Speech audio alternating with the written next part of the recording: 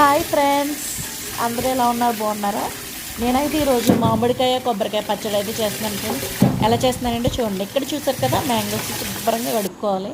కడుక్కున్న తర్వాత మనం పచ్చిమిర్చి తీసుకోవాలి. పచ్చిమిర్చి కూడా చాలా నీట్గా కడుక్కొని ఇవి చీలికలు పెట్టుకోవాలి, లేకపోతే మొక్క మీద పేలుతాయి మనము నూనెలో వేసినప్పుడు. ఇక్కడ చూడండి, అది కొబ్బరికాయ ముక్కలు ఇక్కడ పెద్దగా చూపిస్తున్నాను కదా, ఇవైతే ఇలాగే వేసుకోకూడదు. మిక్సీ పట్టినప్పుడు కొంచెం ఇబ్బంది అయిపోతుంది.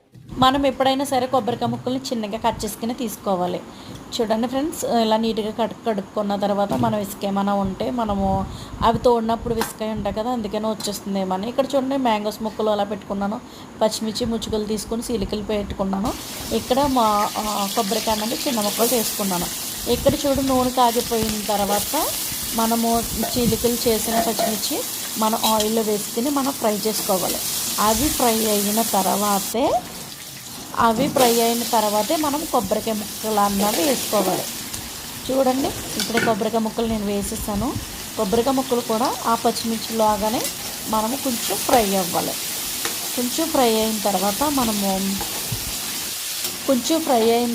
మనము మామిడికాయ ముక్కలను కూడా అందులోనే వేసుకుని కొంచెం ఫ్రై చేసుకోవాలి. చూడండి, మా బుడద ఎలా చూస్తుందో ఎప్పుడు వండుతాను ఏంటని.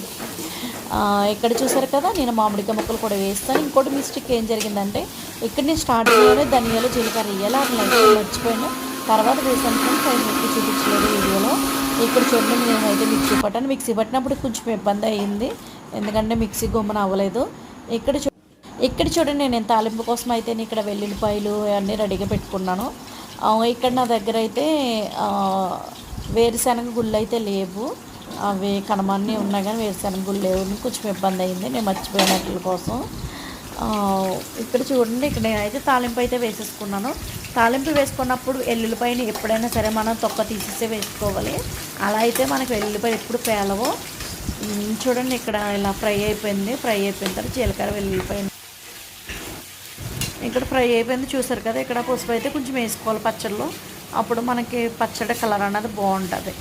ఇక్కడ అన్నీ అయిపోయినాయి కదా ఫ్రెండ్స్. ఇక్కడ నేను లాస్ట్లో అయితే జీడిపప్పులు అన్నది అయితే వేరేగా ఫ్రై చేసేసాను, ఎందుకంటే వేరుశనగ గుళ్ళు అయితే లేవు కాబట్టి నేను జీడిపప్పు